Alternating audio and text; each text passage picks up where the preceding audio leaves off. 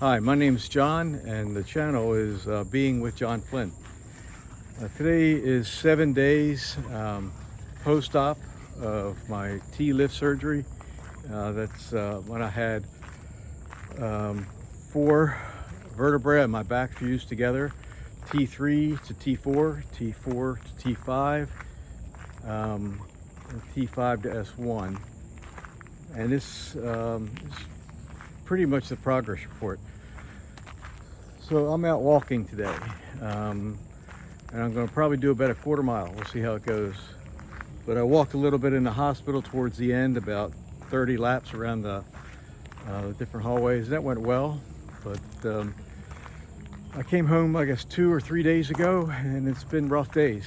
I kind of weaned myself off the pain meds just to get an idea of what it would be like without taking pain meds, so I could get a better baseline of where I was, what I could handle, and just because I've been in so much back pain for so long, it's kind of hard to tell what the baseline is going to be. I understand that that's going to change after surgery. That's the whole purpose, but I'm still trying to get a grip on this new reality. But so far, the reality is I haven't had any sciatic pain that I can tell since immediately after surgery.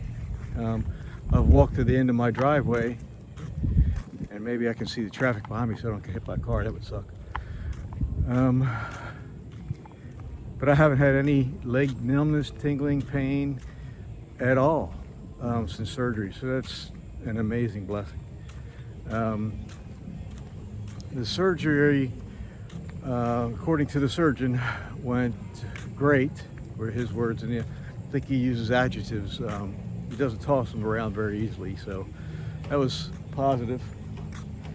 And however, there was a bit of a complication or unknown. There was a cyst that had wrapped itself around one of the nerve roots that I guess made the surgery a little more intense than was expected, so it ended up taking longer for the duration of the surgery. Plus I bled a little bit more, and as such the recovery is going to be a little bit more than I thought and they thought, especially with the pain and the amount of drainage that I had throughout the last 4 days while at the hospital.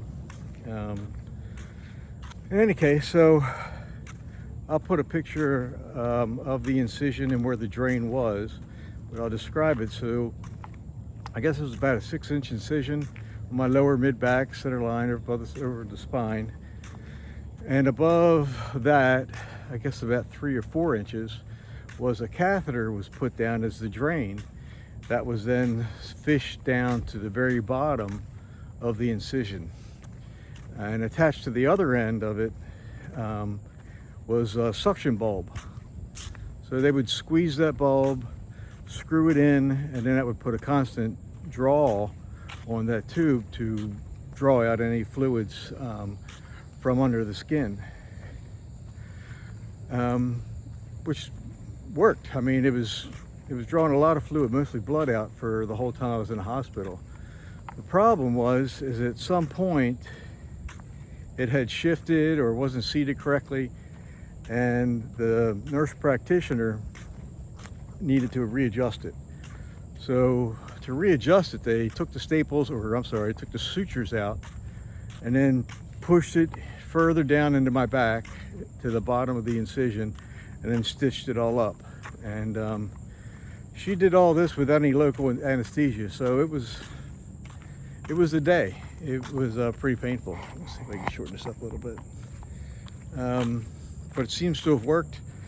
The drainage became clear rather than blood, and then that was part of the requirements to be able to go home, was to have the drain removed.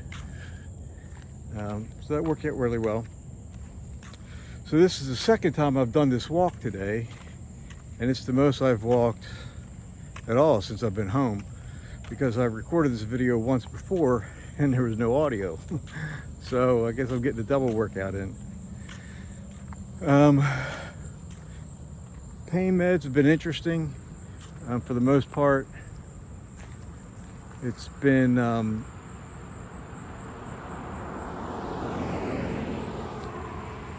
Percocet, two Percocet, I guess every 4 hours, and there was some muscle relaxers thrown in there.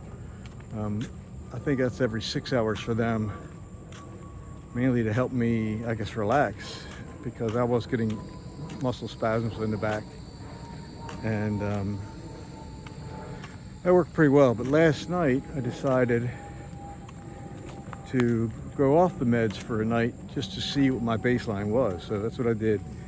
Last I had meds yesterday was 2:30 in the or 2:30 in the morning, or 1:30 in the morning. I slept through, and then I had meds again this morning at, I guess, about 11, just to get an idea of what to expect. So it worked out pretty well, and then once I understood what to expect, I went ahead and took my normal dose of meds and went on from there. And I'm going to go ahead and turn around now. And walking and talking. How you doing? It's different. One of the big issues that they task you with is no bending, lifting, or twisting. Twisting is the hardest one. I don't plan on doing any lifting, but even just talking and twisting is natural motion, and that's the worst one to do with the surgery for a while.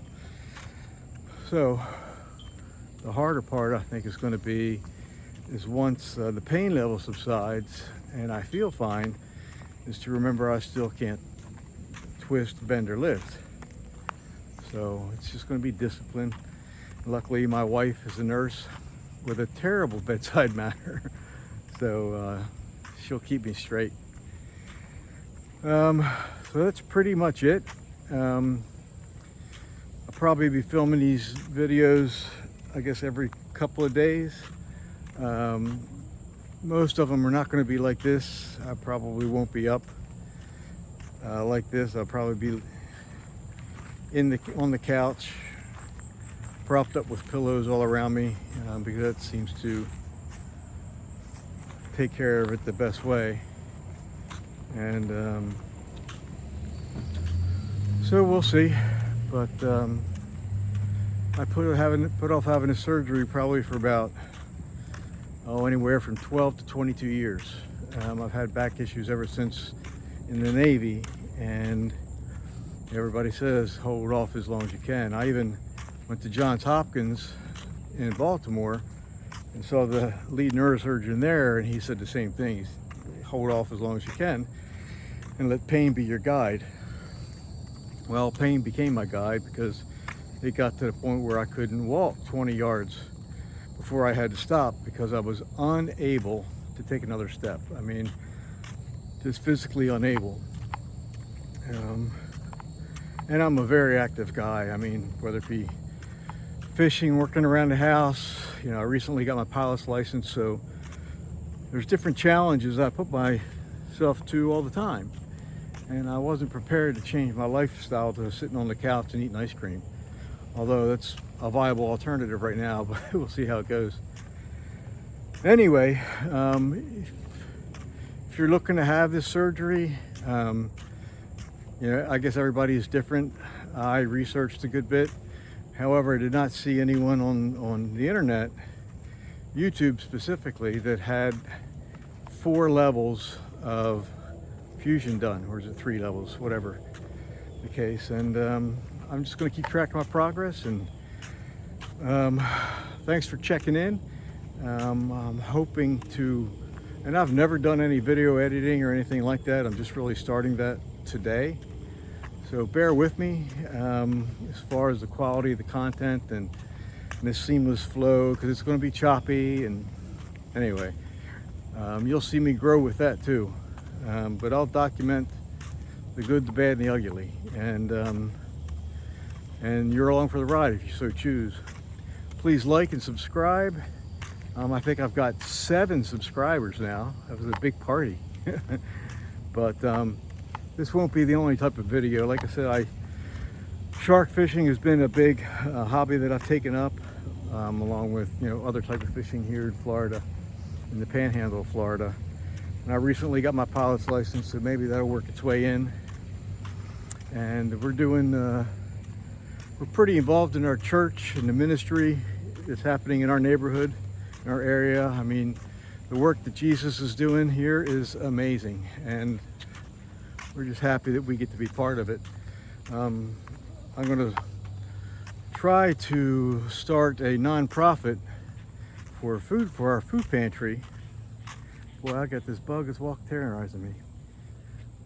And I've never done anything like that, so that's going to be a challenge to get the LLC done for a nonprofit to go ahead and start to build an actual brick and mortar place for our food pantry. But we'll see. Along for the ride, and how you doing?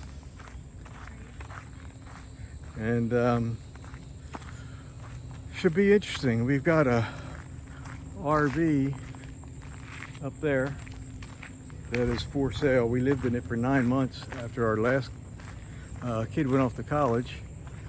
So hopefully that will be sold here soon. And then the plan is to maybe use this pad to turn into RV spots to rent out. And because we are right on the water, I mean, we catch any kind of fresh saltwater fish here, from small largemouth bass to bull sharks.